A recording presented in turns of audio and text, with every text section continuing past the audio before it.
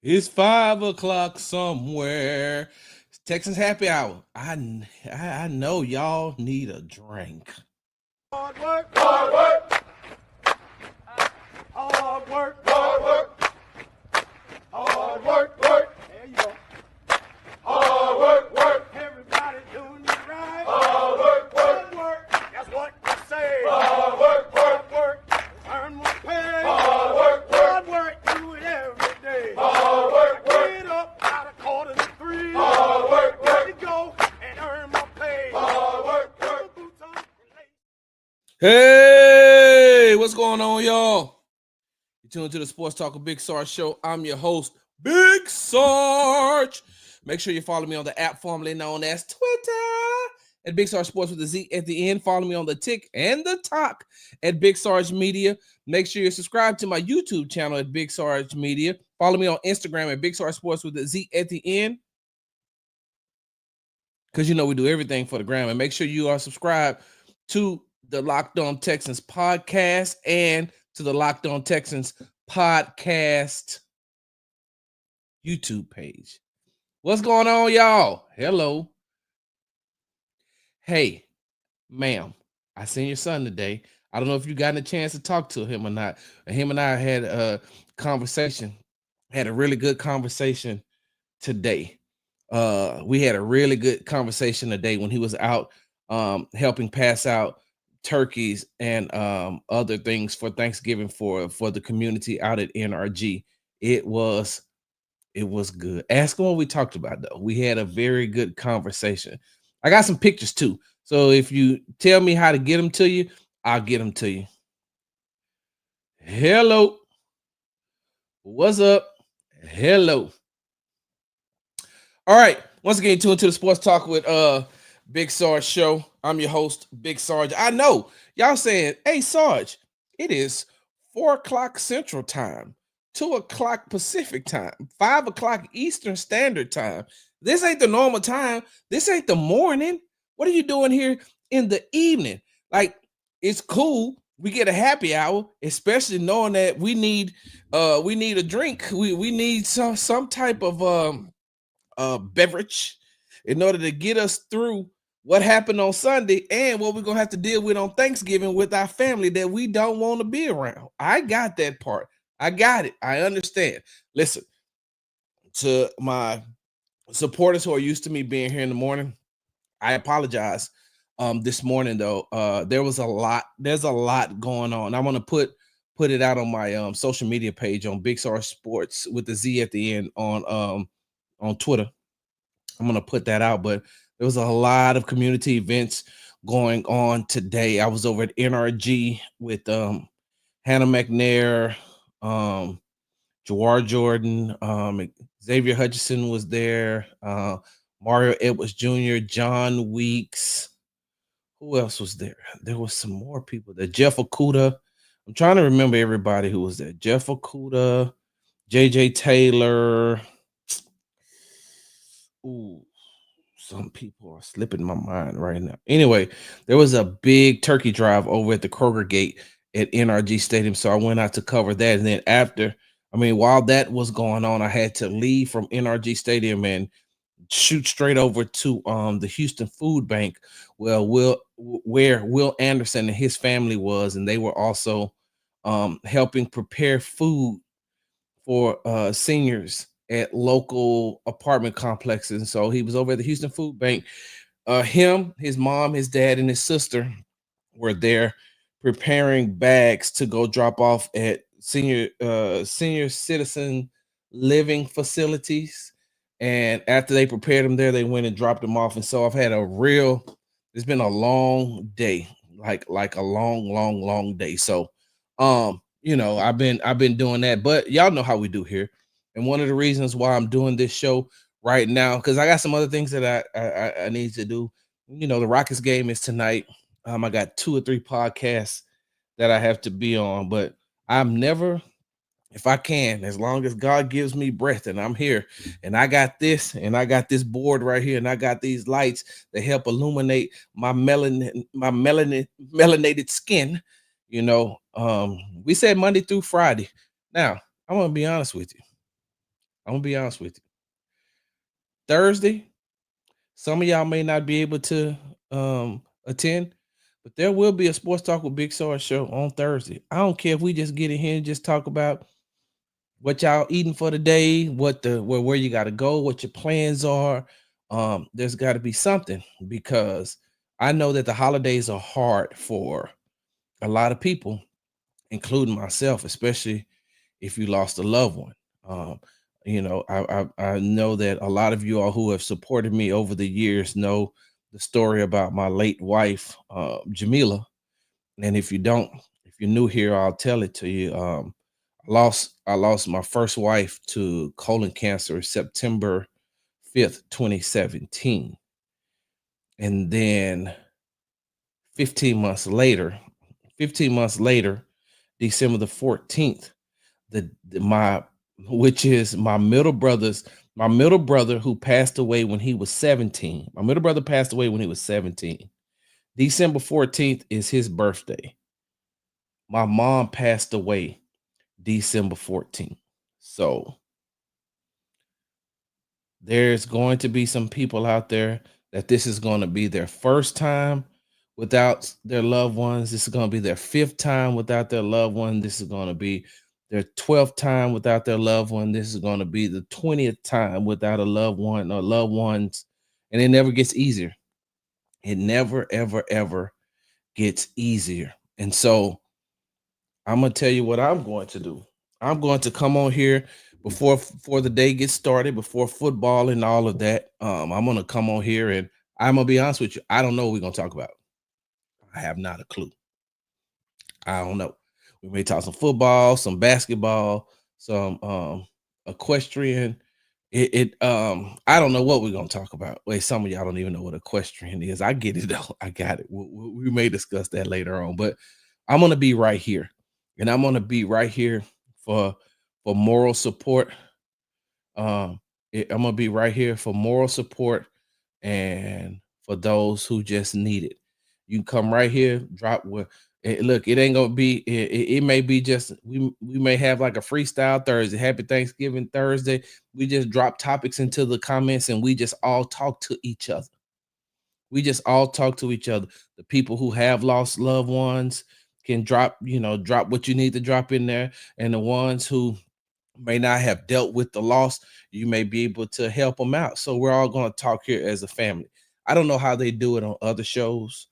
I don't know how they do it on other shows. I don't know how they do it on the radio. I don't know how they do it on television, but at Sports Talk with Big Sarge, when you come in here on a consistent basis, not some of you trolls who just drop in, or you anonymous people who are here to just steal my content and then go back and regurgitate it and make it sound like it's yours. Not those people, but for the daily supporters who are here, the ones that as soon as they got the alert that I was on, they hopped on as well here live. Y'all family to me.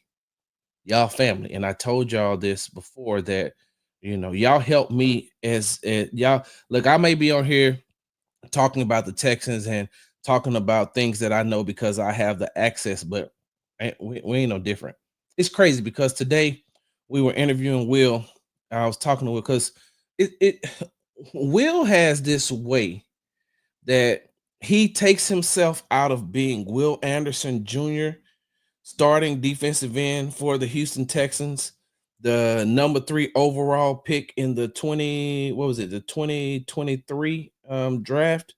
Will Anderson takes himself out of being the NFL Defensive Rookie of the Year, the two-time consensus All-American, the Defensive Player of the Year when he was in college, high school All-American. Like, Will has a way of taking himself away from that and just being Will Anderson Jr. Like today, I'm gonna put it like this. There was some people there. There were some volunteers at the Houston Food Bank today. A lot of younger kids and things like that. A lot of kids who didn't even know who he was. They didn't even know. Some people were asking me, "Hey, who is that?" I was like, "Hey, that's Will Anderson Jr. He played for the Houston Texans. For real, what position does he play?" Like, there's some people who have not a clue on who he is, but you know what he does? It ain't never been a place that I've been to with Will as far as community events are concerned, that he treat everybody the same. Like everybody is, I don't want to say everybody's a friend to him, but like he doesn't act like, hey, I'm Will Anderson Jr. that I play for the Houston Texans. I'm not an NFL player. He said today when I talked to him about this, he said, man, I'm just a regular guy. And so I'm a regular guy and I can relate. I can always relate to people because I'm just a regular person. I know what I am and what I know what I do for a living, but I'm just a regular person. I walked up on Will and Will was talking to like 3 or 4 kids that were helping him load up the box, helping him load up the little bags of carrots. And when I walked over there, like they were talking about, what were they talking about? They were talking about football, but I don't remember what they were talking about. It had nothing to do. I don't think it had anything to do with the NFL. And then I asked Will, hey man, what's going on with Alabama? And then he started talking about, man, we have never, I ain't, the Iron Bowl, I never lost to Auburn and blah, blah, blah. And then they joined in and they were just talking. Matter of fact, what's today? Tuesday? Monday. Tim Settle Jr. had a thing over at Sunnyside Community Center where he was giving out food and food for Thanksgiving to those in need. And I was and when I walked up, he was under the tent, and it was like 5 kids there, like 5. Well, not no, I don't say kids. They were 5 like teenagers. So they was talking about Madden, and they were just talking about Madden, this, that, and other. And Tim was like, and if you've seen Tim anywhere, Tim Settle Jr., defensive tackle for the Houston Texans, if you've seen Tim anywhere, you know how Tim is. Tim's attitude is the same. It don't never change. He always full of energy. He always on go. He always, he Tim is just a really good person to be around. And it was like five teenagers. They talking trash to Tim. Was like, I don't even know why y'all talking trash. I put 50 up on you, 50 up on you, 60 up on you, 70 on you. And because you've been talking the most trash, I'm trying to look. I want you to get so mad you break your joystick. I'm put 100 up on you.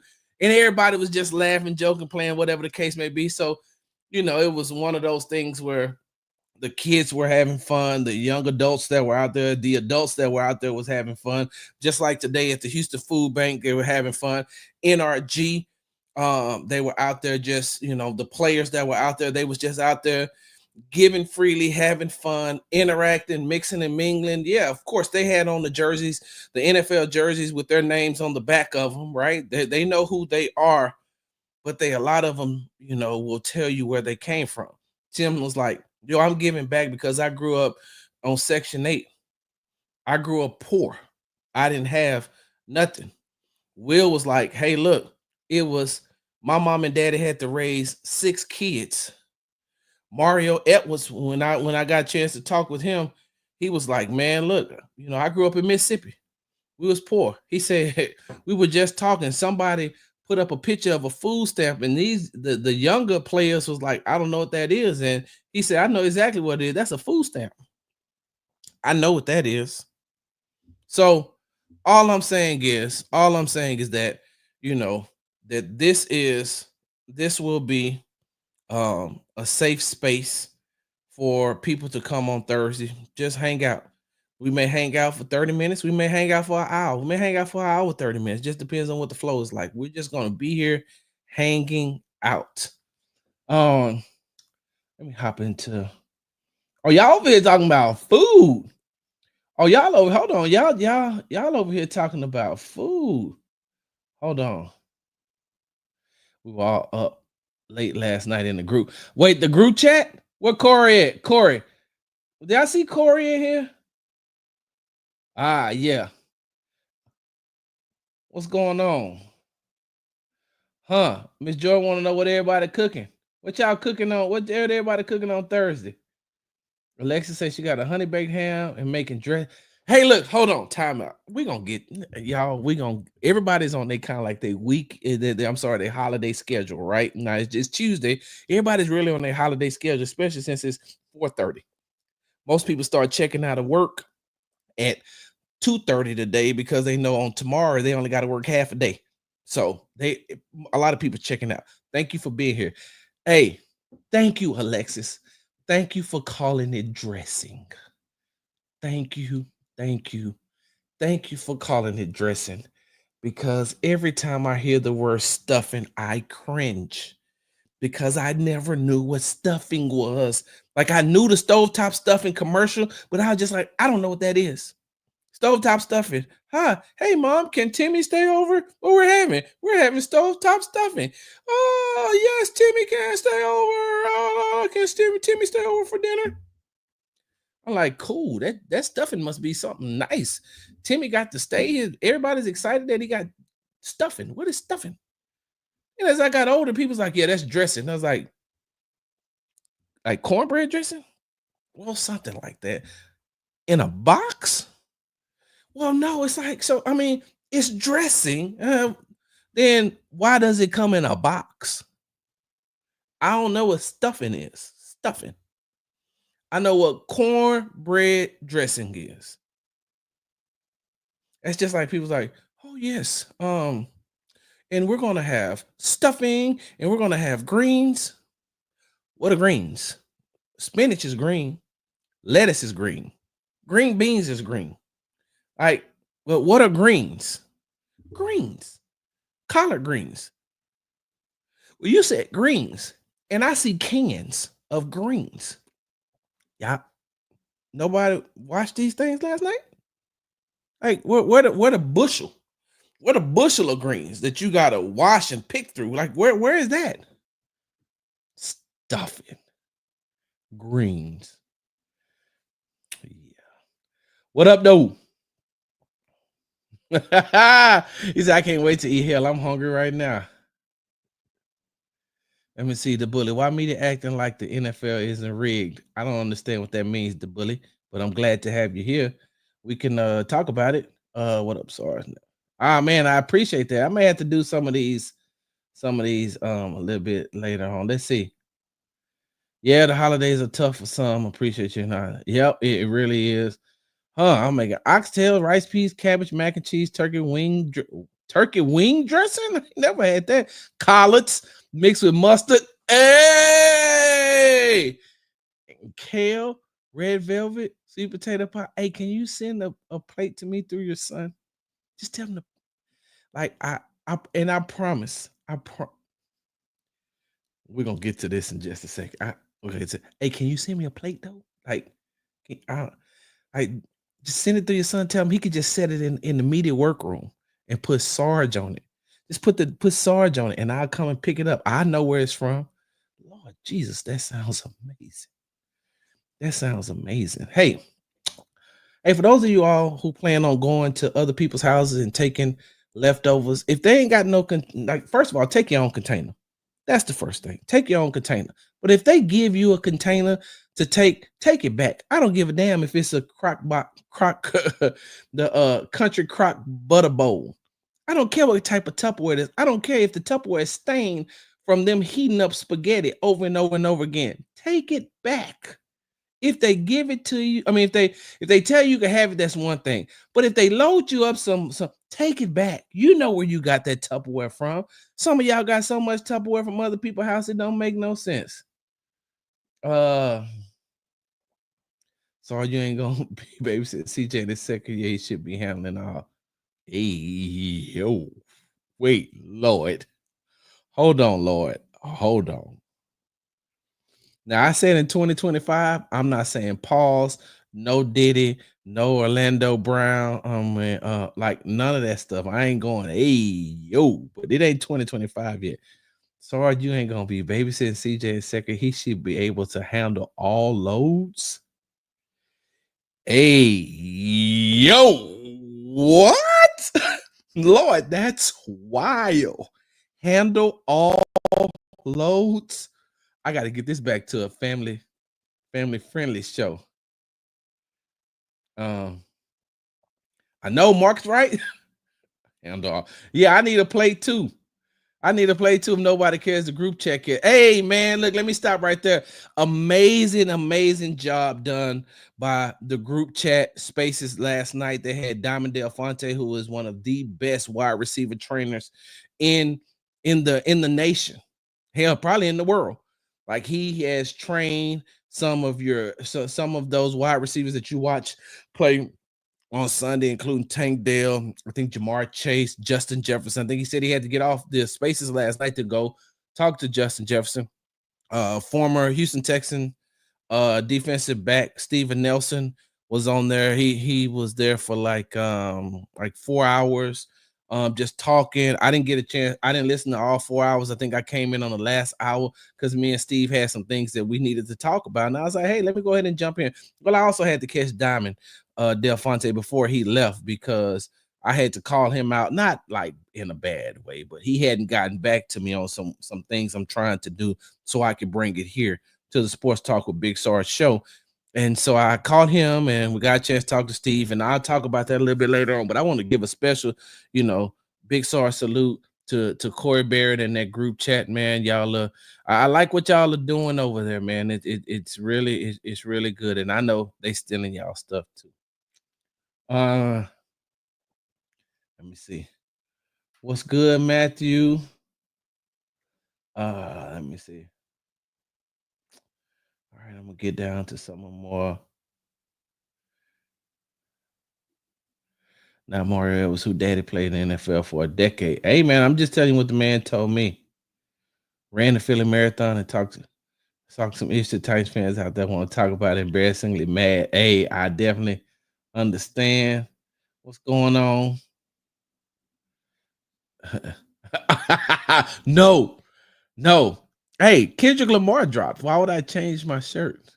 Turn the TV off. Turn the TV off. Mustard! Sorry.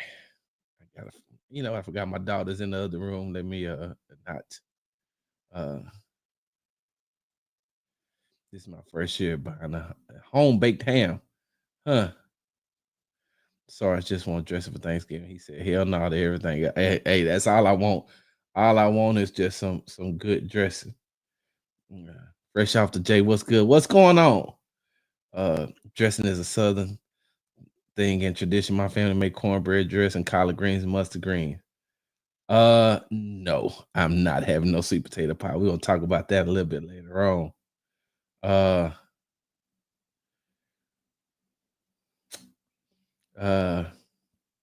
For sure.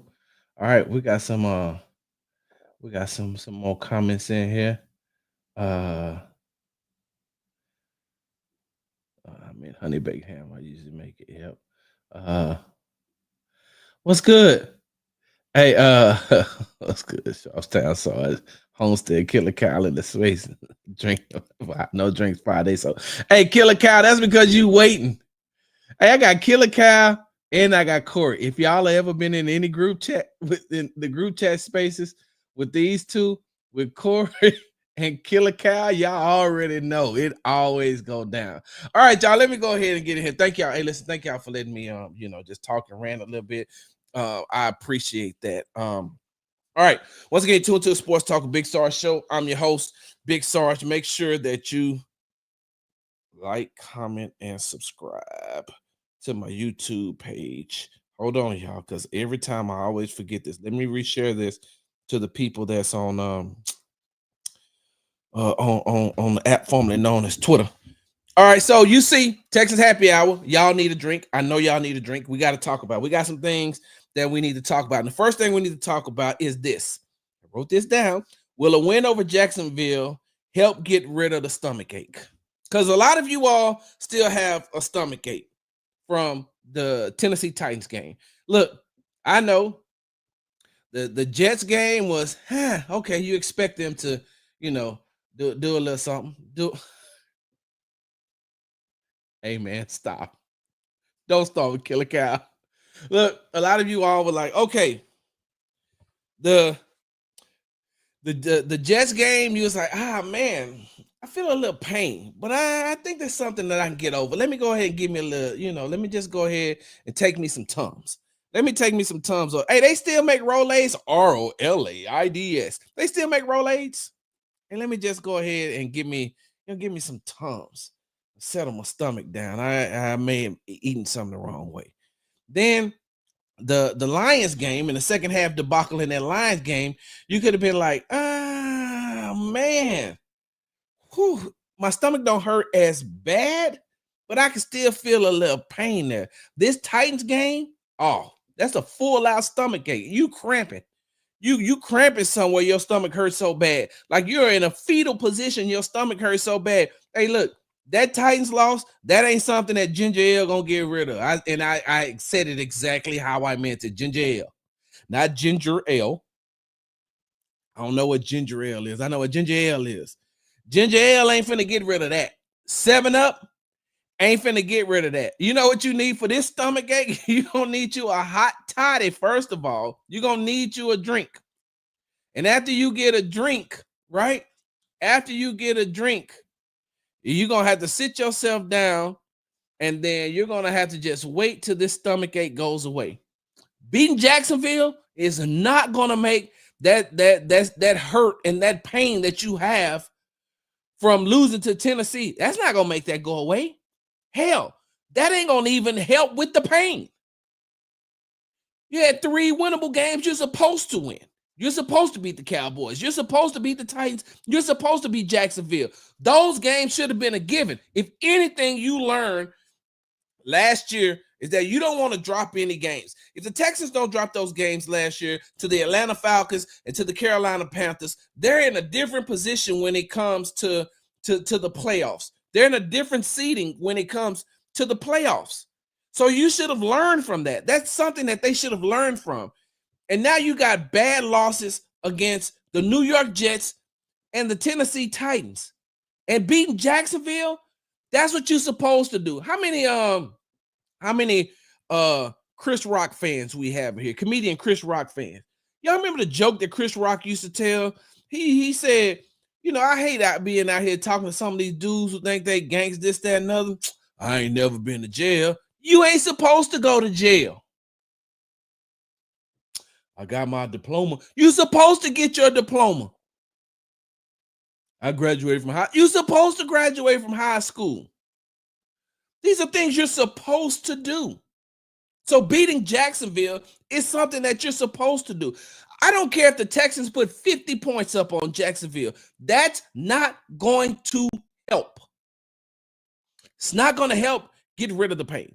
The only way that Houston Texans fans are going to get over the loss to the Tennessee Titans, the way that the Texans played on last Sunday, the only way that they're going to get over that, you got to beat either Kansas City or Baltimore.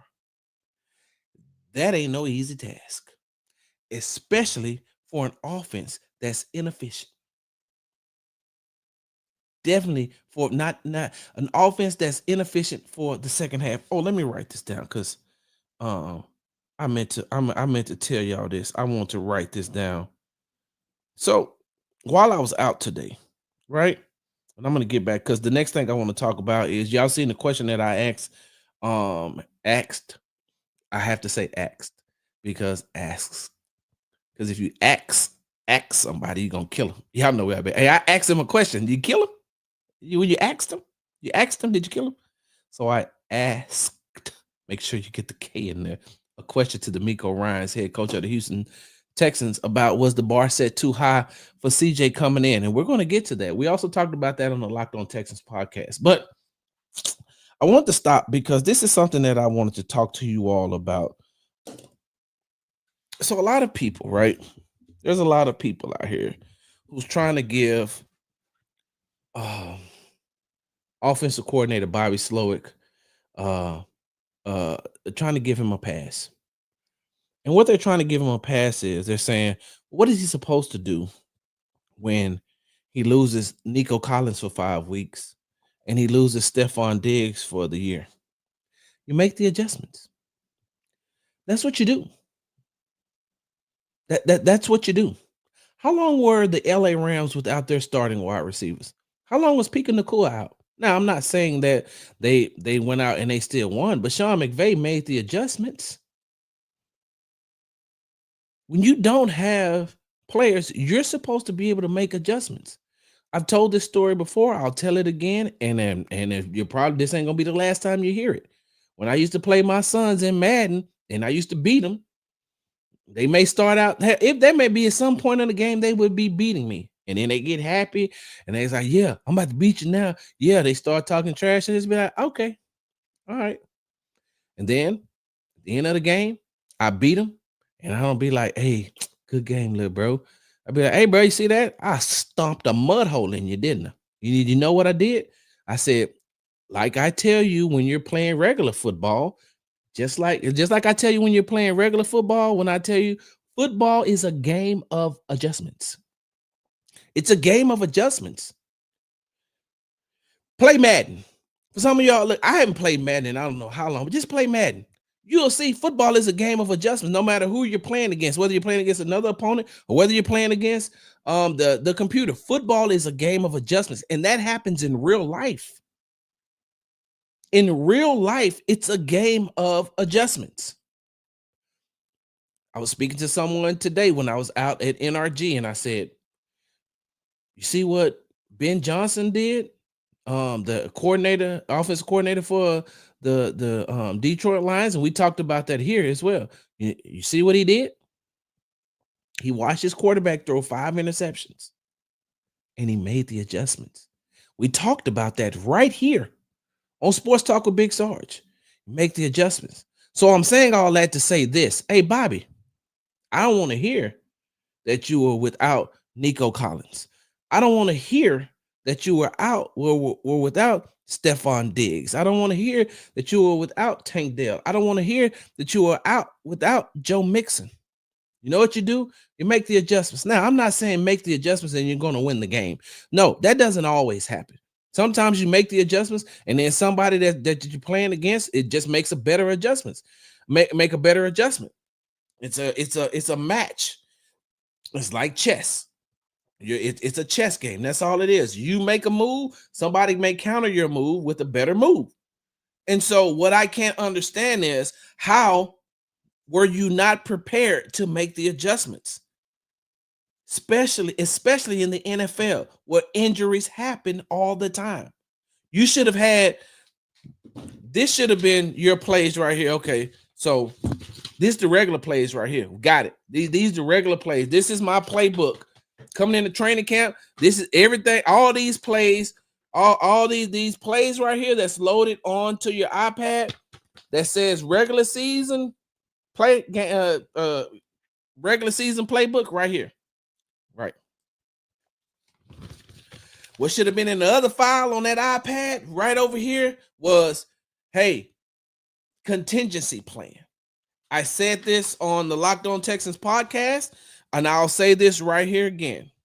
When you're in the military, right? When you're in the military, you have a mission. Whatever your mission is, that's the mission. That's the mission. The mission doesn't always go right. You want it to go right. You want the mission not to fail. Hey, this is the mission. This is what we need to get done. This is what we need to execute. We hope that nothing goes wrong. But in case it does, let's have a contingency plan. If something is not going right on the mission, let's have a contingency plan that goes along with the mission. So if we have to make the necessary adjustments, we can. And you know what else we need? You know what else we need? We need a contingency plan for the contingency plan for the mission. You got your mission, what you want to execute. If something is going wrong in that mission, you got a contingency plan that you're going to have to, hey, look, this ain't working. Let's get to this. Oh, well, this ain't working and this ain't working. Let's get to this. And by the time you get to that third piece, that contingency plan of the mission, you might want to say, hey, this ain't going to work. Hey, hold on. Let's just pull back for a second. Let's just pull back for a second. Hey, this mission isn't going to work. Let's go. Let's pull back and let's start a new mission. Bobby, coming into training camp, preseason, and the regular season, you got Nico Collins, Stephon Diggs, Tank Dell, CJ Stroud, Joe Mixon, Cade Stover, Dalton Schultz. You got that, right? You got your offensive linemen, Laramie Tunsil, Kenyon Green, Juice Scruggs, Shaq Mason, Titus Howard. Got that. Here's the mission for this starting unit. The mission is we want to play high level football, we want to score points, and we want to win games. All right. That's if everything happens injury free. Bobby, you can't keep having that same mission when you lose key offensive players. You know what it's time to go to? Now you got to go to your contingency plan. Oh shit, we ain't got Nico no more. So all right, so we ain't got Nico no more.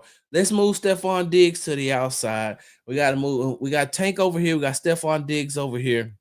All right. Well, we're gonna have to learn how we can use John Mechie in the slot, which shouldn't be hard because guess what? Hey, during training camp, I said, "Hey, what if something happens to Nico? Hey, on today, when Nico has this rest day, we're gonna put Stephon here, Tank here. Hey, we're gonna run this with CJ. So just in case, let's just have a contingency plan. Oh wow, guess what? Tank goes down. Now we've lost. We don't have Tank and we don't have Nico, but we still have Stephon Diggs. All right, so now we got to use Xavier Hutchinson out here. We still got John Mechie in the slot. We got Joe Mixon coming out the back. Now we know what it looks like. You film everything. You're filming everything. So while you're filming everything, you're getting a chance to see just in case. What is the contingency plan? Bobby Slowick had no contingency plan. None. We're going to talk about CJ in just a second.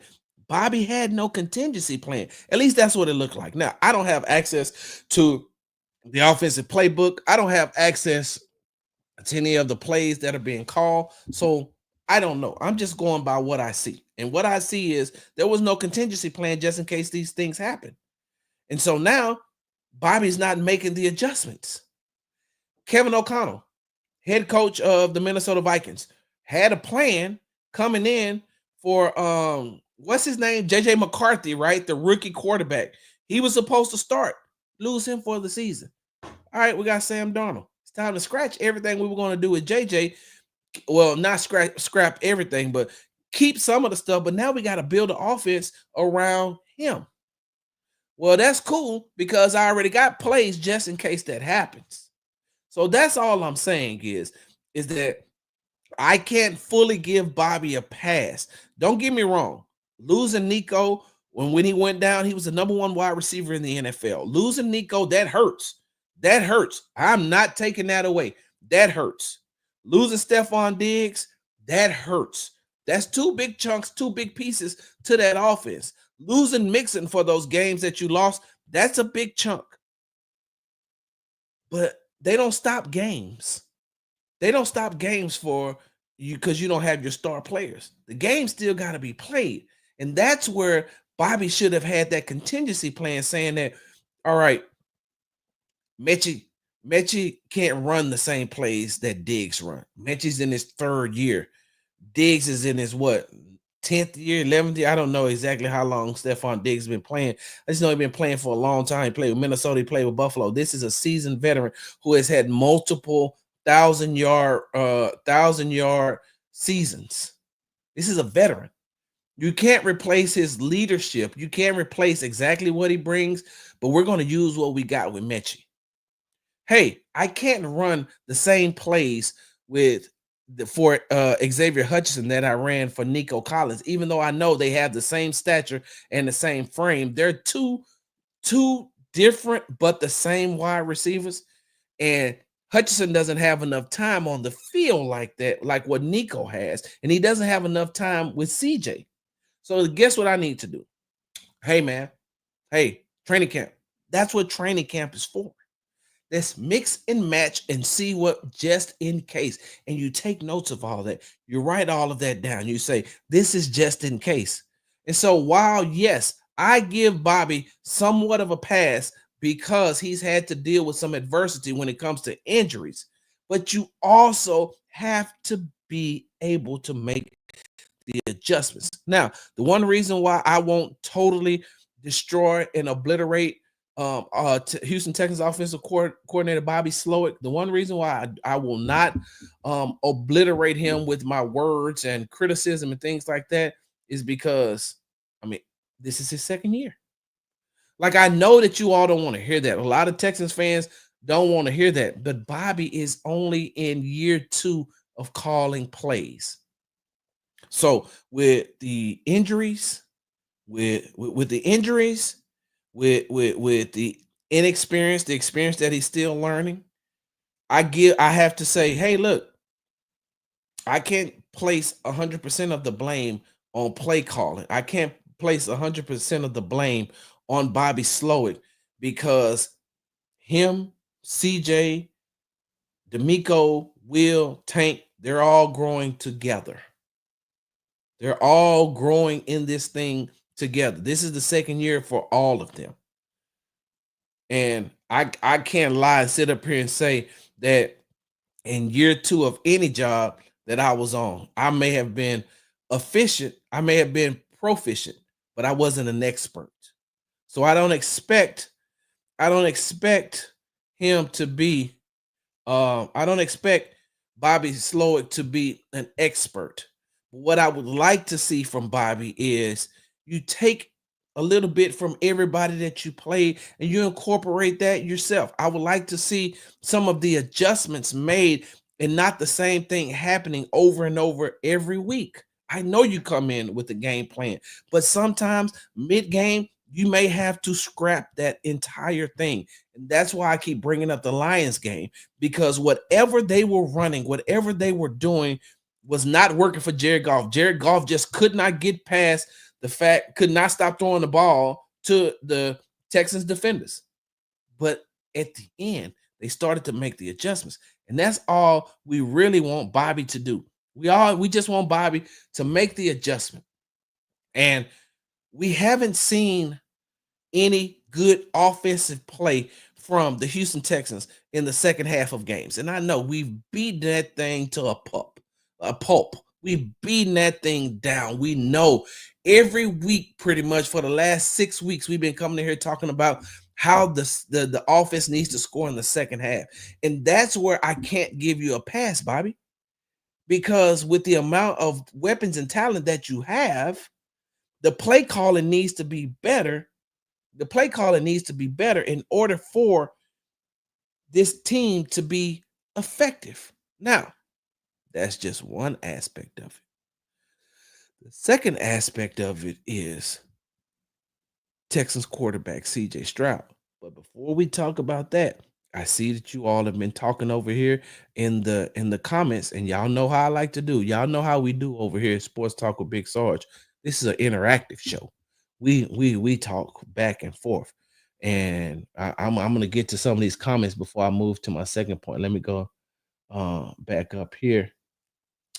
Let me see. Y'all give me a second. Uh,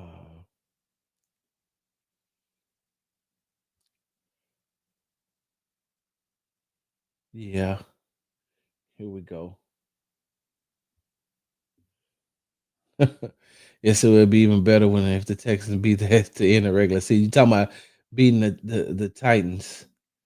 Um, let me see. Let me get down further here. All right.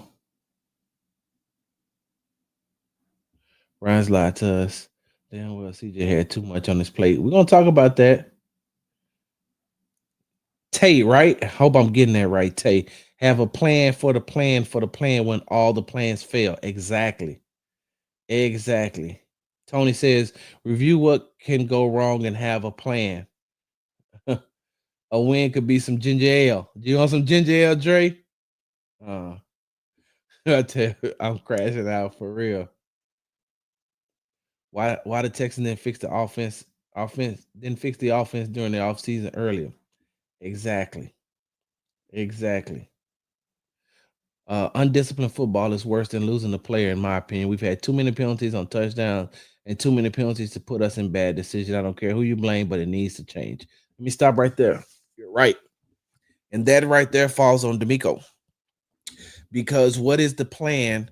I'm sorry, what is the penalty? Or what is the penalty for getting multiple penalties? Like there's going to be penalties and things that happen in the game. You already know that. You know that these players are going to get penalties. But if you're getting multiple penalties, then there has to be something, and there has to be some type of disciplinary action for that. If you're getting these multiple penalties, that means that you are playing undisciplined. You could deal with one, and one may come when it's a big play. But if you're getting multiple, no, there's an issue. What does this say right here? Who is this? 80. A lot of negativity on X. If we stay healthy, we understand for the guys.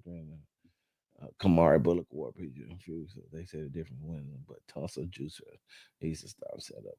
Figure this out of CJ for CJ. So we make a deep run, but you're right, just in case. Next man up always. Yep.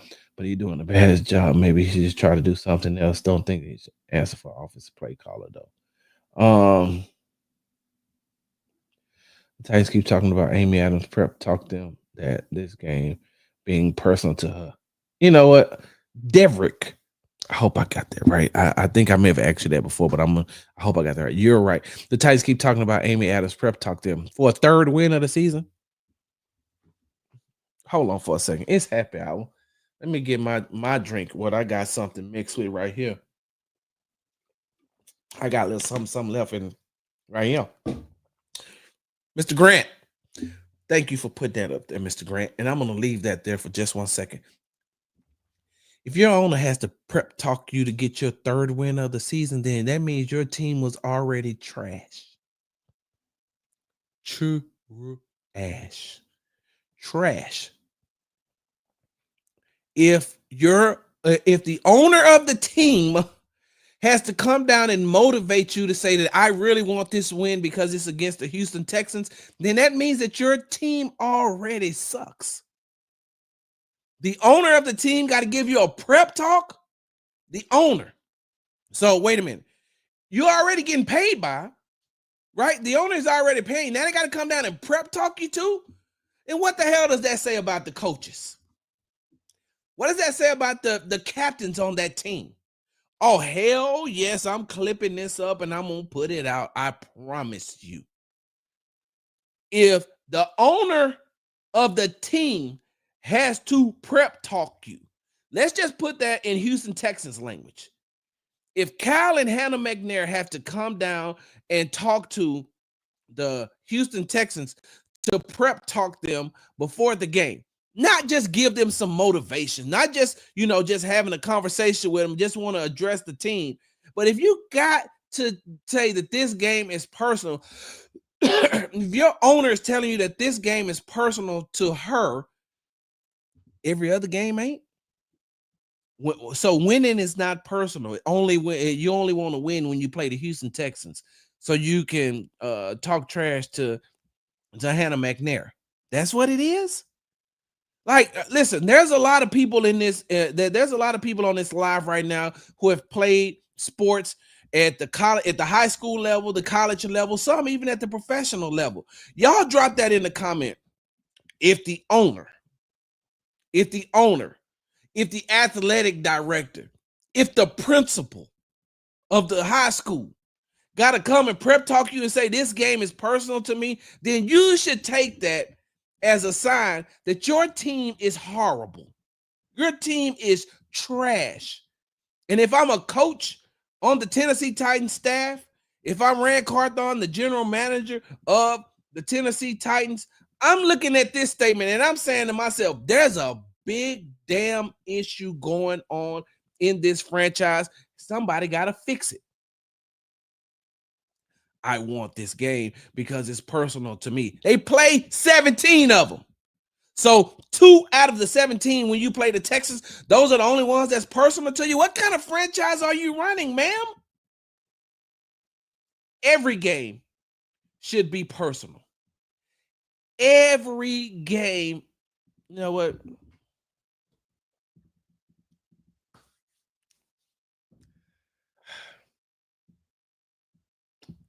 So today when I was over at NRG, right? Got there, Everybody's around. DJ Superstar. Shout out to DJ Superstar. She over there doing her thing on the ones and twos. She's over there DJing. You got the players over here getting ready. You got the spouses and the significant others over here getting ready. The PR team. You got the social media team. The cars haven't been let through yet. You got other people in the Texas organization who's part of this who's part of this charitable event. You got the people from Kroger out there. There's just a bunch of people just out there, right? So there's a lot of people out there mixing and mingling and getting themselves prepared for the event. So I'm standing there and I look over and I see Hannah McNair. And if I got to explain to you who Hannah McNair is, then this is going to be a long show that I don't have time to do that. I ain't got time to explain to you who Hannah McNair is. If you don't know who she is, use that $1,500 phone that you have on a payment plan with whatever cell phone company provider that you use. Hey, $15 to $2,000 device that you have, use that and Google or use whatever you use to search and type in Hannah McNair and they'll tell you who she is. So I'm standing there and I see Hannah McNair over there talking to, I think she was talking to John Week's wife. I think that's who she was talking to. So then I'm standing there. She finished talking to her, finished talking to her, and she walks over towards me. Now, for those of you all who have been supporters of the Sports Talk with Big Sarge show and just supporting me, you know that one of the things that I like and I pride myself on is the fact that I have a really good relationship with the McNairs. And that just came about organically. It wasn't something that I needed from them. It wasn't something that I was asking. I'm just being who I am. I'm just being Big Sarge. And they're truly some genuine people. When I talk to them, it isn't like I'm talking to owners in the NFL. It's like I'm having a conversation at like the grocery store, like I was at a Kroger or HEB. I wouldn't lie to you. Look, I'm sorry if this comes out this way. Let me put my hand over my heart because I got to say it exactly this way. I wouldn't shit you, my best turd. So, when I see the McNairs, I make sure to speak. We have our conversation. We move on. This is what it means. This is what it means. Or excuse me, this is how it should have been said, Amy Adams. You know what? No, I don't want to disrespect her. Let me not disrespect her. I'm gonna call her Miss Adams. Miss Adams. Miss Adams. This is how it should have went. I seen Hannah McNair. She walked up to me, and I would call her Miss McNair, but she'd have a fit if she heard me calling her Miss McNair. Or Kyle have a fit if he heard me calling Mr. McNair. He wants Kyle and Hannah. So Hannah walks up. I say, "Hey, what's going on, Hannah? How you doing today?" She said, "Sarge, we need wins." Huh? We need wins. I said, yeah, we do. And when I didn't say, let me take that back because I didn't say we. I don't say we when it comes to teams. Let me take that back. I said, yeah, you do. You need some wins to get to set this thing right. And that's all she said. Sarge, we need some wins. She didn't say I need wins against the Titans. She didn't say I need wins against the Jags. She didn't say I need wins against the Colts. She said I need wins. We need wins. That's it. And I'm only telling you this story because when it comes to looking at what was said, what Miss Adams said about she prep talked the team and saying that I need this game because it's personal. Hannah McNair just wants to win. She's very competitive too. I don't know if you all know that or not. She's very competitive. So she don't care about all right, so look, we play the Titans. Well, let's beat the Titans. Playing the Cowboys. Let's beat the Cowboys. Playing the Jets. Let's beat the Jets. Playing the Colts. Beat the Colts. Beat the Jags. Beat the Vikings. Beat the Lions. Beat the Bears. Like, beat who's ever out there. She just wants wins. She don't care nothing about the other personal stuff. That'll come later on. Trash talking to come down the line. Just want wins. Well, I want to win. We need wins. Got it. Right? This team does need some wins. Need some wins to restore and build their confidence. They need the wins to get themselves prepared to go into the playoffs. So the prep talking about this one was personal to me. Come on. Come on. No leadership on the O-liners game. I saw Thompson joking or not talking to CJ. Amy Adams took a page out of Bud's book in the 93 when Bud Adams told the team he was going to break it up if they didn't win the Super Bowl. Big Steve, a woman is getting men excited to play football. Let me see what else. I would take it. That team is dumpster juice. Yep, exactly.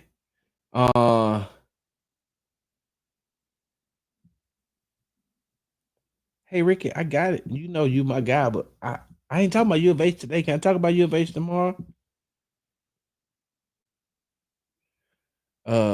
Sarge, do you see the team going after any DBs to replace Petrie production? So according to Aaron Wilson over at KPRC, I think they signed somebody today. They signed, I can't remember his name. Start with a Y. Hold on. Hey, give me a second. I got you. Says Texans signing safety Russ Yeast to the practice squad. So yes, because 9 times out of 10, it looks like they're going to have it looks like they're probably going to bring up Miles Bryant to help play in the nickel position along with Jimmy Ward. So that means that Eric Murray will be on the field. He'll be out there. All right, y'all. So I got that out the way.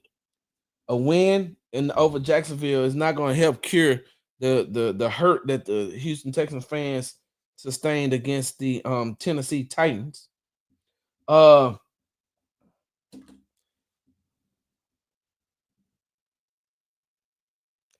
Is the bar too high for CJ? I asked this question before. I'll ask it again. I think I asked it on Monday's show. I'll ask it again. I asked it to D'Amico Ryans. I asked it on the Locked On Texans podcast. I asked, is the bar too high for CJ? And did Bobby Slowett take away superpower? One of CJ's superpowers is him being out on the field having fun. Him being out on the field throwing touchdown passes, dancing, him throwing bombs, standing in the middle of the field, just celebrating, just standing in the middle of the field as Nico scores or as Tank scores or whatever the case may be. And it's been a long time since we've seen CJ have fun. Did Bobby take away his superpower? Is his superpower gone for this season? Can he get it back? And the reason why I say that, and the reason why I say superpower, and the reason why I asked, is the bar too high for CJ Stroud, is what is the bar that you set for a second-year quarterback? Now, I understand, and I was one of the ones. Listen, y'all know I ain't finna hide from no responsibility or accountability. I'm gonna say exactly what it is, and if I'm wrong, then I'm wrong. I don't have no problem saying that I was wrong. I came into this season saying CJ won't have a sophomore slump. I didn't take into I didn't take into account that there was going to be some other things and some other factors at play. But I was like, CJ's not a regular quarterback, so I don't think that he's going to have a sophomore slump in his second year. I also didn't place Super Bowl aspirations on the Houston Texans team, and I didn't place those Super Bowl goals on CJ Stroud because I know, hey, he's still in his second year. I said, with the team that they have and the talent that they have, they should make the AFC. They should make their first AFC championship game. Because if everything would have went according to plans, start looking at what you're looking at coming into the season, you're like, hey, this team has enough to make it to the AFC championship on both sides of the ball. I continuously said on this show that this is the most talent that the Houston Texans organization has had on both sides of the ball, on the offensive side of the ball and on the defensive side of the ball. There was a lot of talent. So along with that talent comes a lot of expectations for the team. And I said I didn't expect CJ to have a sophomore slump based off of what he did his rookie year. But I don't set the bar. I don't set the bar. I'm the media member, right? I cover the team. That's my job. My job is to cover the team. My job is to come in here and talk to you all, give you all some of the inside access that you all don't have. And I'm the eyes. I'm the eyes and the ears when it comes to certain things for the fans. I come here, and that's my job as a media member is to cover this team and to tell you what I see and the facts and what's going on. So I never set a bar. I say, hey, they should make the AFC Championship game, but that's me. I don't know what the bar was for CJ when when he talked to D'Amico. I don't know what the bar was when he talked to Nick Caserio, general manager of the Houston Texans. I don't know what the bar was when he talked to Bobby Slowick. I don't know what the bar is when he talked to Gerard Johnson. I don't know what the bar was or is when he talked to other captains and his teammates. I don't know what that bar is. I don't. But whatever I don't know what it is, but from the outside looking in, it looked like they put that thing up super high. Super high. If you're placing Super Bowl goals, which every team has, don't get me wrong. Do not get me wrong. Every team has Super Bowl goals. Every team wants to go to the Super Bowl. They'll say that, hey, look, Super Bowl or bust, that's what you say. But you also got to be realistic. And the reason why I say that was the bar set too high for CJ is this. Like I said, we talked about him not having fun. One of his superpowers is having fun, being free out on the field.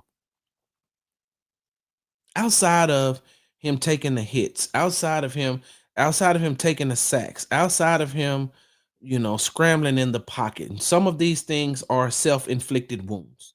Some of these things are caused by CJ. But let's be honest here.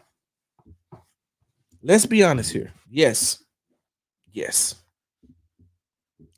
But those things progressed. CJ started to not look like CJ Stroud as time went on. And that was from like how many times you expected him to get hit and it not affect him? I think there was only one quarterback that I've ever seen. There's only two in my lifetime that I could think about right now. And there may be more. And if you could think of one, drop this in the comments. There's only two quarterbacks that I could think of where the hits really didn't affect them. Former NFL quarterback and Super Bowl champion Ben Roethlisberger from the Pittsburgh Steelers. Hits didn't affect him. As a matter of fact, you know how many people it took to bring Ben Roethlisberger down? I wasn't in any of those offensive meetings, but if I was, I'm pretty sure that Ben Roethlisberger would tell his wide receivers, "Hey, look, even if you see one or two defenders on me, keep running your route. Keep running your route. Do what you need to do. Get open. Keep running your route or get to a place where I can get you the ball. Because it's going to take more than these two defenders to bring me down." Ben Roethlisberger didn't look shell-shocked in the pocket until later on in his career. It's when he got older and he couldn't take the hits anymore. Cam Newton, former NFL quarterback took the Carolina Panthers to the Super Bowl. Cam was just a big physical being, and the hits wasn't really going to bother him like that. So, but those quarterbacks are bigger as far as stature is concerned, with bigger as far as stature is concerned than CJ Stroud. So Ben Roethlisberger could take some of those hits. Ben Roethlisberger could take some of those hits.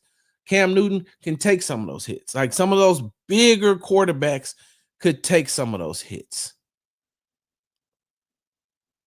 But with CJ, over time, those hits are going to start to take a toll on him. And even if it doesn't take a toll on him as far as being hit or sacked, pressures. Just the illusion of being hit sometimes as because look, you say one game, two game, you'd be like, okay, one game or two games, you could be like, all right, that's cool. I got it. He's somebody right there in front of me, whatever the case may be. But when you start to get multiple games, when you're down, when you're into like 7, 8 games into the season, and you still have constant pressure in your face. Hell, we just finished week 12. How many times was CJ running for his life again? Is CJ throwing off his back foot? Of course. Terrible. Does the CJ mechanics look bad as the season went on? Of course. CJ will admit that himself. CJ has admitted that himself. But on the flip side of that, right? On the flip side of that, you got a 23-year-old quarterback in his second season, right? And I said this before. I think I said this. I don't remember when I said it. And when I say I've said this before, because some people have heard it before, some people are new here. So that's why I always preface my statement by saying I've heard this before. I mean, I may have said this before, right? Damn, now I forgot what I was about to say. What I was about to say, Sarge. God dang it. See, that don't never get old, y'all. Well, get old because you want to live. But man, now I forgot what I was about to say. I prefaced my statement to say, um, what was I about to say? When I was saying that CJ, the hits have affected CJ, him moving in the pocket, him throwing off his back foot. Oh, but CJ is a 23-year-old quarterback in his second season. And you cannot, that's what I was going to say. You can't put fourth year goals on CJ in year 2. When you get someone who has the characteristics of a franchise quarterback, he still has to grow into being a franchise quarterback. You grow into being a franchise quarterback. You're going to have your ups and your downs, right?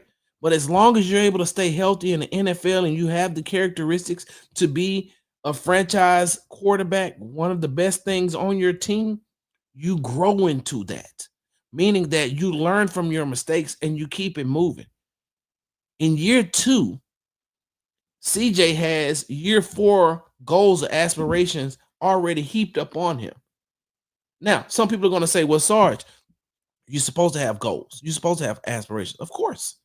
But if CJ came in saying that my goals was to my personal goals was to be all pro, make the Pro Bowl Hall of Fame, be MVP, make the Pro Bowl. If CJ would have came out talking about the things that he wanted to do and excluded the team, but talked about me first, now we're having a whole different discussion. Like, oh, CJ don't care about the team.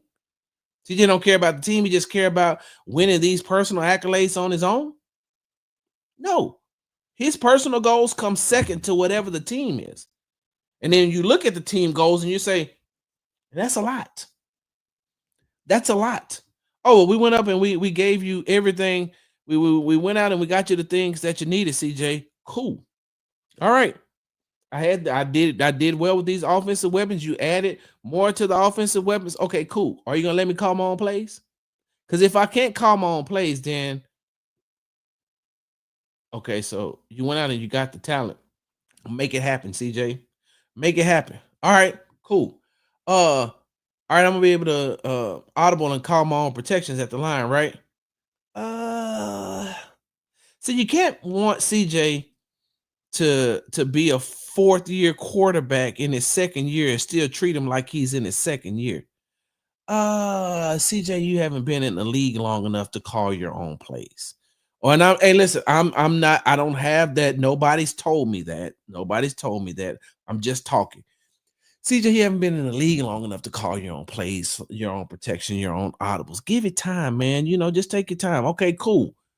Yeah, but we also need you to go out and we need you to do this and we need you to do that. Because that's what it looks like. That's what it looks like.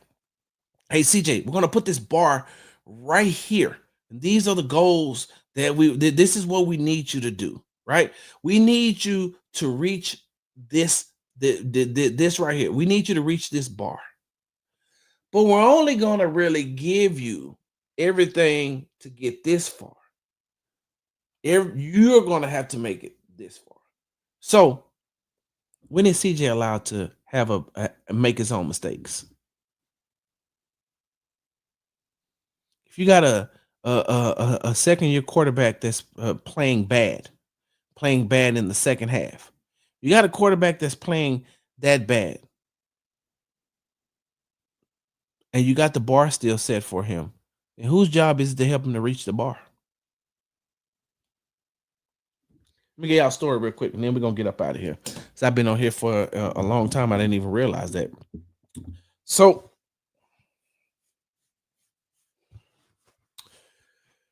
when I was in the army, right? When I was in the army, stationed in Germany, right? Stationed in Germany. And so some of you all aren't familiar with what an infantry unit does in the army, but they do a lot. They do a lot, and leadership means a lot. If you're a bad leader, if you're a toxic leader, if you can't get it done, that's the difference in some maker. That could be the difference in coming home on a plane alive or coming home in a box. It can mean the difference in coming home from the war and getting a celebration, or come home being mourned. So these infantry units, they take these leadership spots. They take them like very, very, very seriously. If you can get a leadership spot in it with the infantry unit, you're doing damn well, right? You're doing really good to get a leadership spot. And they don't just give you those spots. You have to earn that spot. They don't give a damn how good you was in boot camp. They don't give a damn how good you was in AIT, and that's advanced individual training. You go to boot camp first to learn how to be a soldier, be 11 Bravo to be able to fight. And then you go to AIT to learn whatever specialty you're going to do. So if you're doing infantry, if you're doing tank mechanics, if you're a fueler, if you're a scout, if you work in human resources, if you're a medic, if you are in signals, like whatever your job's going to be, then you do that in AIT. And then after AIT, you get to your first duty station, and you show up at your first duty station. This is your first duty station. You're first, but you've got other people that this may be their fourth and their fifth. And so you show up and you're high speed, you're doing all these great things, like as far as your PT test. You got your PT test, you blowing that out of the water, you're showing that you're physically fit. You can do that. Everything, every task that they give you, you are on it. You're doing everything that you need to do. We call that being high speed, right? So you got a high speed soldier that you could see he's on that trajectory to becoming NCO, a non-commissioned officer, right? You can see he's on his way to becoming a non-commissioned officer or commissioned officer. You can see him on his way to becoming either a full bird colonel or command sergeant major. You can see him. You can see him or her. Let me make sure that. Well, no, you can see him or her on that trajectory, right? And so when you're looking and you say, "I got this high speed soldier," and I know that they have the potential and the characteristics to be able to lead this unit one day. They have the instinct and the wherewithal. I can see it. I can see it in them that they could probably be the first sergeant, or they could probably be command sergeant major, right? Not just a sergeant major, but a command sergeant major. You can see that. Cool. You can't be that in your first duty station. No. You know why? Because you got some people that's there that's going to tell you, hey man, you high speed. You do everything with energy, hustle. You're smart. You can, but there are some things that you have to learn, and there are some things that you're going to have to go through. You're not going to always get it right. You're going to make some mistakes only because you don't have the experience that some of these people have. We get ready to go downrange. I'm not going into war and putting a E3 or E4. No matter how good you are, I'm not letting you lead us into battle and to victory, because there's still some things that you're going to have to learn.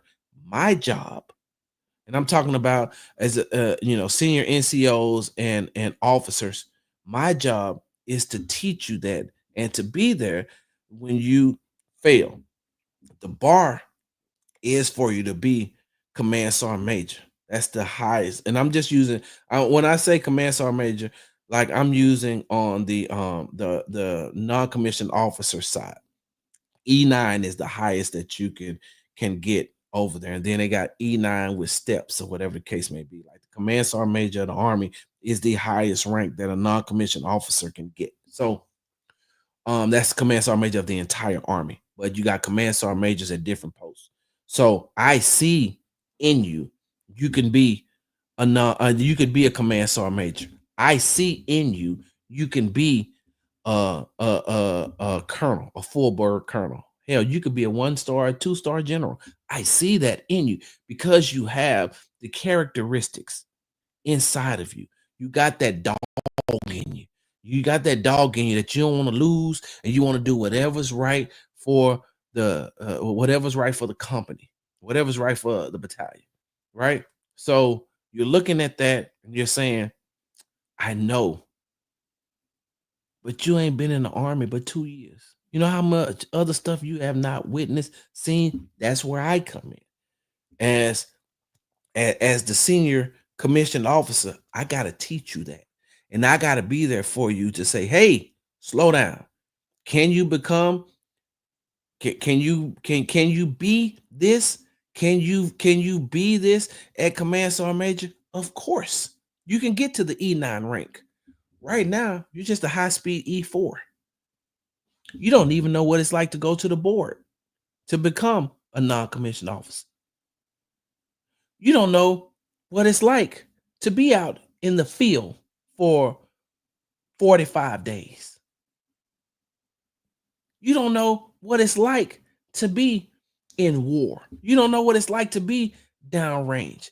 Hell, you don't even know how to go down and get your gear. You can't even check out your gear. You can't even go to the weapons room and check out your weapon. You don't even know how to do that yet. You don't even know how to set this weapon up. This ain't these basic training weapons. These are totally different weapons here. And we ain't shooting blanks, son. These ain't blanks. This is real live weapons. And when you go down range, and I'm just going, down range is into war areas. And when you go down range, when you go to Afghanistan, you're going to have your weapon, right? You're going to have a M4 with an ACOG on it. Son, you don't even know what an ACOG is, do you? Don't worry about it. We'll talk about it later. You'll have your M4 with your ACOG on it, and you're going to have your clip in, and then you're going to have 7 more 30-round magazines on your person, right? You know how to function with that, son? Have you ever had to do that? Oh, on top of having the rest of your gear on, do you even know how to do your Kevlar? This ain't that bullshit we was doing over here. Like, do you know what it's really like to be boots on ground somewhere? Do you know where it is? Do you know how it has to? I mean, do you know what it's like to be boots on ground and continue to move and to lead a battalion? Do you know what it's like to be boots on ground and do what you need to do to complete the mission? No, you don't. And that's my job. That's gonna always be my job, to be there to help you until I'm no longer here, because that's my job. I digress. CJ Stroud is that high speed E4, right? He's that high speed soldier that come in, and the first sergeant and the command sergeant major has noticed and witnessed, oh, he one of them ones. He's one of them ones, right? And in this case, when I say command sergeant major and first sergeant, those are the top. You got command sergeant major in D'Amico Ryans for the Houston Tech, the head coach for the Houston Texans. Some of y'all don't know who he is, but you got D'Amico Ryans and you got Bobby Slowick. Yeah, he's gonna be them one. Be one of them ones. Hey, he do everything that he needs to do. I seen it in him. Hey, I'm telling you, Top, he got it. He got it. All right. So what is the plan to help him get to where he needs to be? Here's everything that we have, top. This is everything that we're gonna do, everything that we got for him to be able to do what he needs to do to make him successful. Cool. All right. So I need that. I need the plan of action. I need to see what we're gonna do, and then we need to put that into action. Cool. Got it. You go and you start and you help develop not only him but the rest of his team, because you also got to see how he works, and you also got to be able to see what he's doing in as far as you got to see what he's able to do when adversity comes. Hey man, what you gonna do when I tell you you got to do this?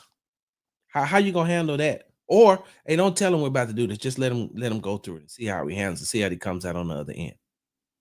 Yeah. You know what? Tell him this mission, but he can't do that. That's what training camp is for. That's what OTAs are for. That's what the preseason is for. And so, with that being said, I know y'all are like, damn, Sarge done dropped, then came in and got full army on us. That's the only way that I know how to bring it. CJ has that bar, that high bar, the same bar that these soldiers have when they come into the army and they want to reach the top. Well, you just can't get to the top without going through some adversity. No matter how good you are, no matter what your scores was when you went to the range. I don't care if you're an expert marksman.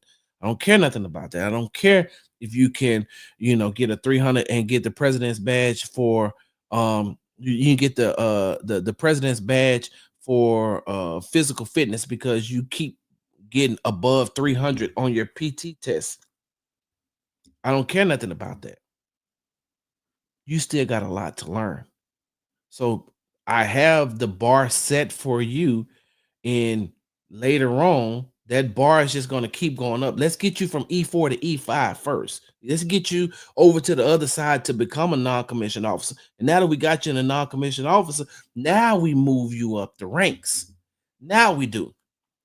But you're not finna come in the army, come out of basic training, come out of AIT, and we're going to make you an E6.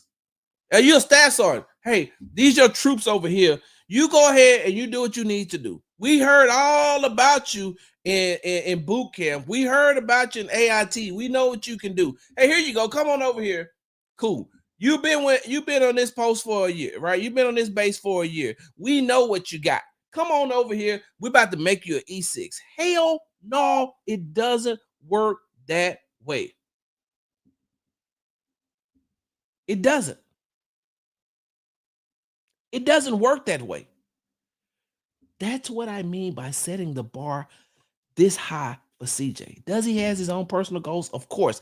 Is CJ competitive? Of course. Does he want to win? Of course. But you can't set the bar at E8 and CJ is only an E4. High speed E4, very effective E4, very effective specialist. You can't. You know what? Let me bring it to another side. Hey, you can't expect a first year teacher, no matter how good he or she is in their class, no matter what you've observed, no matter how good they do on the STAR test, no matter how much they do with the extracurricular activities, no matter how effective they are with their students, you can't expect that first year teacher who had an outstanding year and got teacher of the year to come in year 2 and you say, now you the principal, you got to run the whole school. Wait a minute, what? No, the goals and aspirations are for me to be an administrator. The goals and aspiration is for me to have my own school and then, move up and then become a superintendent. Hey, I want to be a superintendent of a school district one day. Like, that's my goal. Like, that's my own personal goal, but I know I got to work towards that. No, after year 1, you did such a great job with your students. You did such a great job getting all your kids past the STAR test. I don't even know if they still take the STAR test, but whatever standardized test they're taking, all your kids did amazing on the standardized test. Even some of your kids that have learning disabilities, you have learned how to help them to adjust and adapt.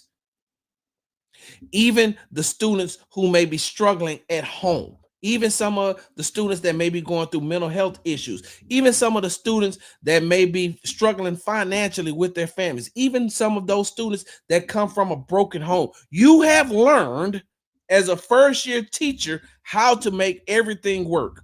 Cool. Now you the principal.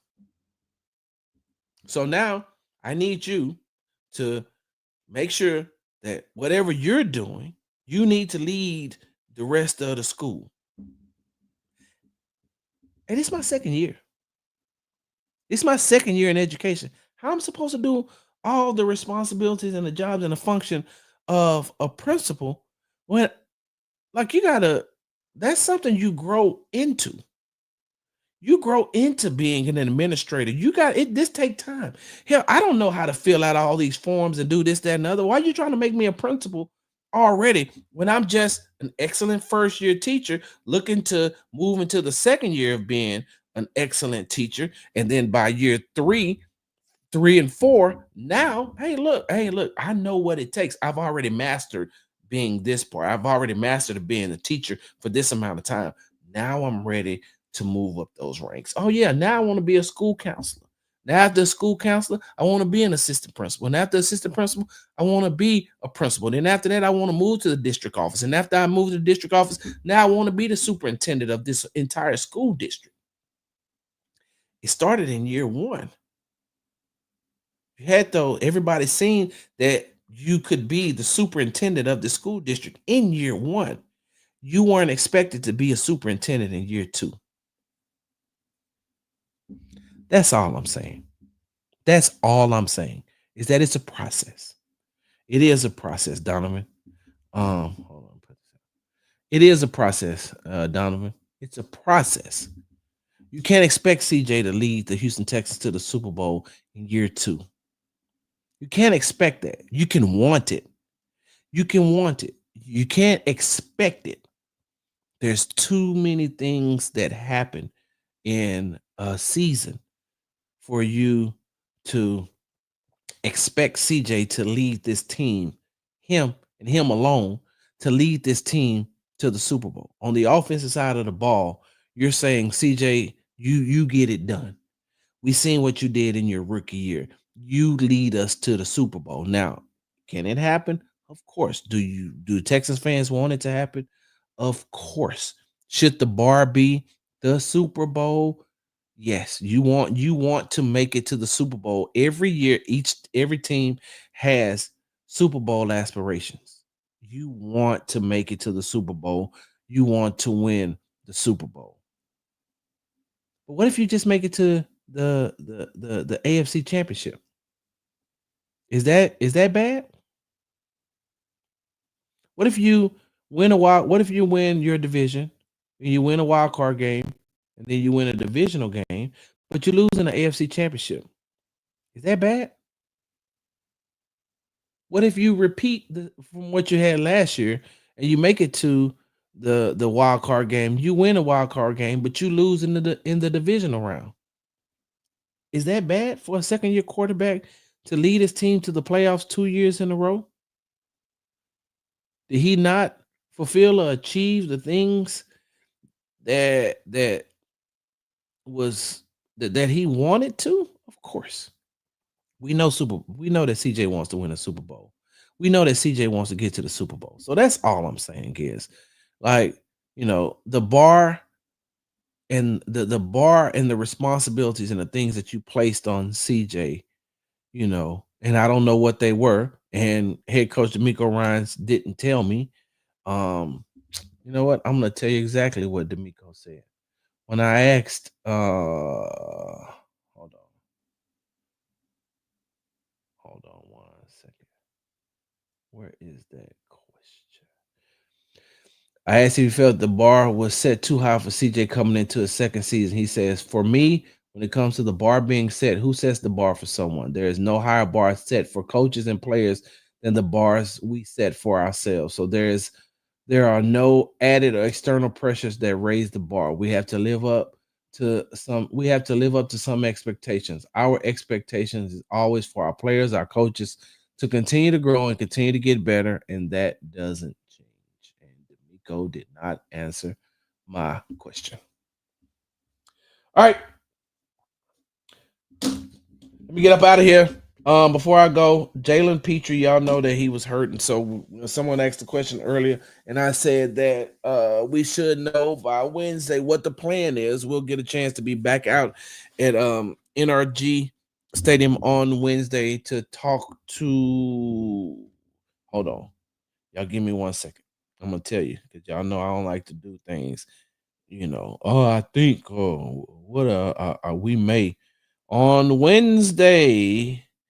We will talk to head coach D'Amico Ryans, offensive coordinator Bobby Slowick, and offensive coordinator Bobby Slowick, and we will talk to CJ, and then they'll have an open locker room. Then on Friday, we'll talk to head coach D'Amico Ryans. They'll have a open locker room, and then they'll be ready to head out.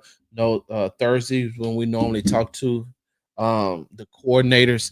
We talked to Bobby. We talked to Matt Burke. We talked to Frank Ross. We won't get a chance to talk to him this week. So some of the questions that we ask next week during the bye week when we talk to them will be brought back. I want to get a chance to talk to Frank Ross about the special teams play against Tennessee and the way that they did play. Damian Pierce played out of his mind. That special teams played out of their mind, and so everybody.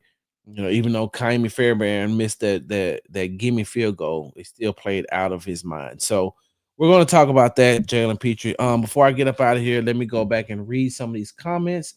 And then I got one more thing. I don't think the bar too high. I think they tied CJ's hand and not give him the opportunity to be who he really is. Amen. Amen. I agree with that. So I just had to put it out there. Hannah McNair don't need to do that. That pitiful that I saw and read that no team needs to be such a motivation team. Exactly. The bar was definitely Super Bowl bound. Had to be. Let me see. Oh yeah, Philip Rivers is one of the ones too, Ricky. Let me see. I expected more interceptions in year two just because of film. What I didn't expect is the lack of execution by the offense and the lack of responsibility given to CJ at the line of scrimmage. Yes. Let me see. I don't know what that means. Brandon about drones don't need to do push-ups. I don't know what that means. Gerard Johnson needs to get a shot at calling plays. Yep, just my opinion. Maybe I'm wrong. No, I've said that.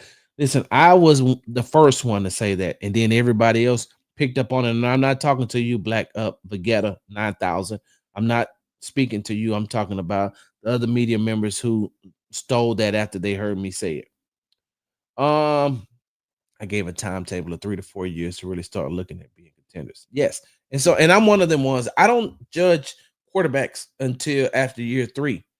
Year 1 as a rookie, nobody really knows what they can do. Year 2, they're coming in. Now you've given defensive coordinators, there's enough film on them and time for them to adjust. Year 3 is a combination of year 1 and year 2. Now, how have you adjusted and what are you doing? So, with that being said, CJ still has like another year and some change left for me before I finally say, hey, this is what I think of CJ Stroud. Because we seen what happened with Carson Wentz, right? We seen what happened with some of these other quarterbacks, right? They had these high expectations. It took Jared Goff going to another team before he finally reached his full potential. Even though he went to the Super Bowl with the Rams, and he didn't reach his full potential till he got to the Lions. So we'll see. Last thing I have for you all. So I talked about this earlier. The group chat spaces. Y'all make sure. Hey, listen. Anytime y'all see the group chat on Spaces on X, y'all make sure that y'all jump into that, man, because they have some very good conversations going on over there. It's really like a group chat brought to life with voices, and so. But they had, and I spoke about this earlier. They had Diamond Delfonte, the NFL wide receiver trainer, on there, and they had Steven Nelson. So I jumped in a year.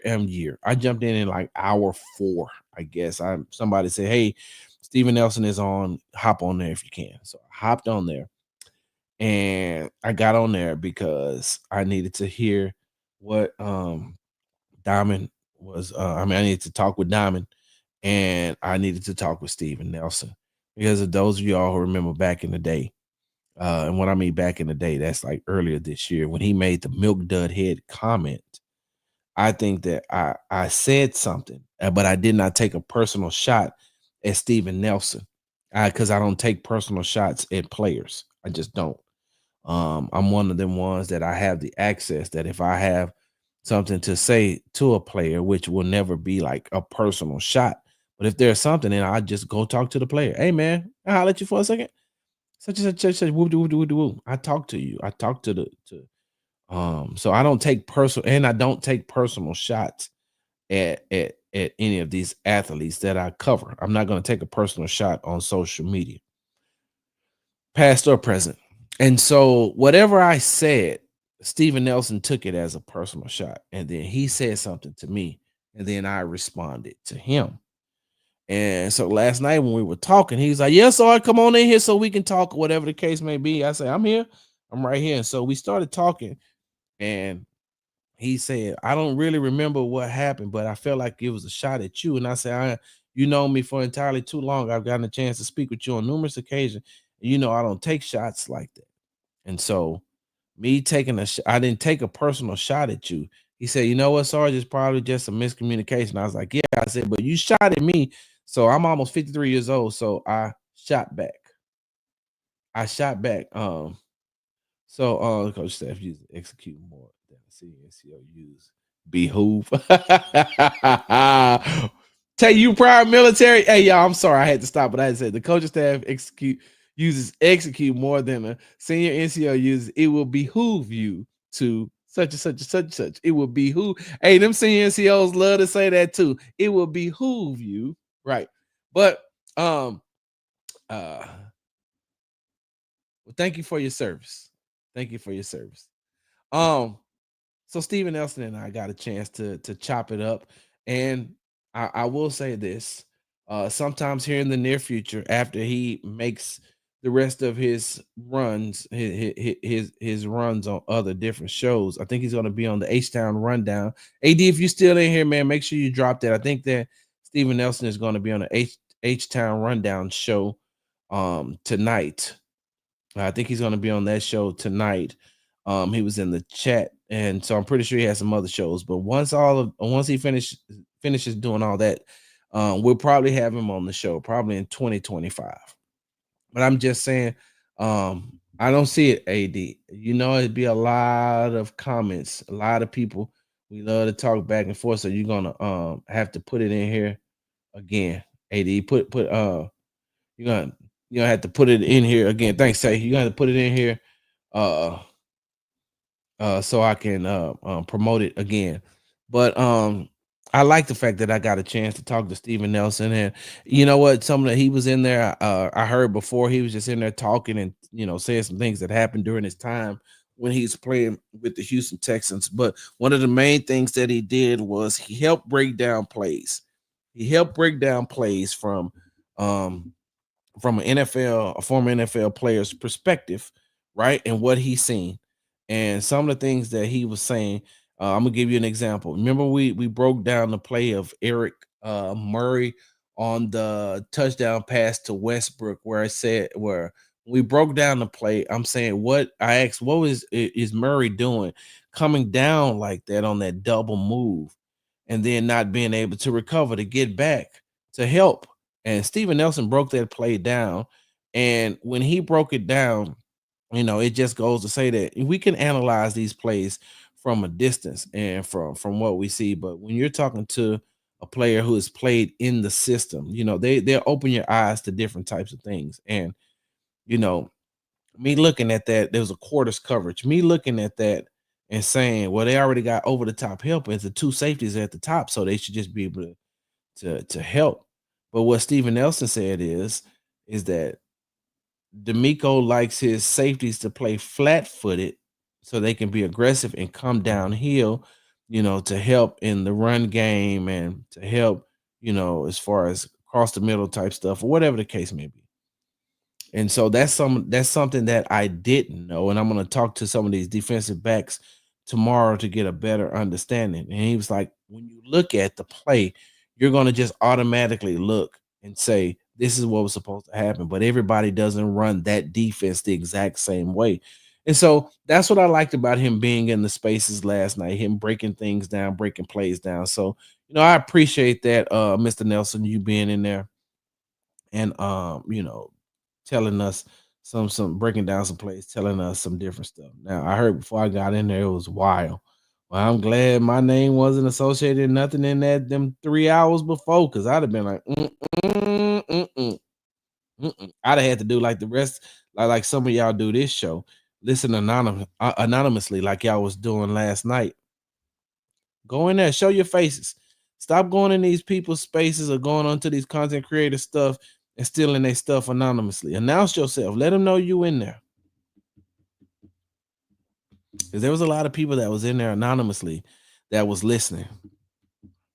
And there's going to be some people who's going to use some stuff from their spaces and not going to give the credit to the group chat who holds those spaces, almost daily. Just like it's people that come in here. Let me tell y'all something. Y'all would be surprised the amount of time I've heard something that I said here with y'all somewhere else. I was somewhere and a dude said to me, "Hey man, I heard on the radio what such said, such. I said, but didn't you hear me say it first? No, it's cool. I ain't tripping. Whatever. What have I told y'all? Those who can't create content create chaos and confusion. Man, look, let me tell y'all something. I'm so happy that you all joined me here today. I'm glad that we were able to have this happy hour. I know that some of y'all still need to drink from that. We will be back tomorrow. Hold on. Give me a second. I got to go back and look at this. What time does D'Amico speak tomorrow? 12:30 is practice. D'Amico speaks at 2. We'll be back here at our normal regular time on on Sports Talk with Big Sarge. Hey, if y'all want to do one of these happy hours a week, let me know. If y'all want to do a happy hour a week, I'll do 2 shows one day a week. One of these days we'll pick it out and y'all just let me know. So now I still gotta go talk some more. Y'all be like, damn, Sarge, you already talk a lot. Y'all gotta go talk some more. So thank you for tuning in to Sports Talk with Big Sarge show. I'm your host, Big Sarge. Follow me on the app formerly known as Twitter at Big Sarge Sports with the Z at the end. Follow me on the Tick and the Talk at Big Sarge Media. Make sure you are subscribed to my YouTube channel at Big Sarge Media. Follow me on Instagram at Big Sarge Sports with the Z at the end. Because we do everything for the gram. And make sure you subscribe to the Locked On Texans podcast and the Locked On Texans YouTube page. Amen. Y'all enjoy yourself. Y'all be safe. Get yourselves a drink. Sit down. Don't drive. Don't go nowhere. Have you some good food. And watch the Rockets tonight as they take on the Minnesota Timberwolves. Big Sarge, I'm out. Hard work. Hard work. Hard work. Hard work. Hard work.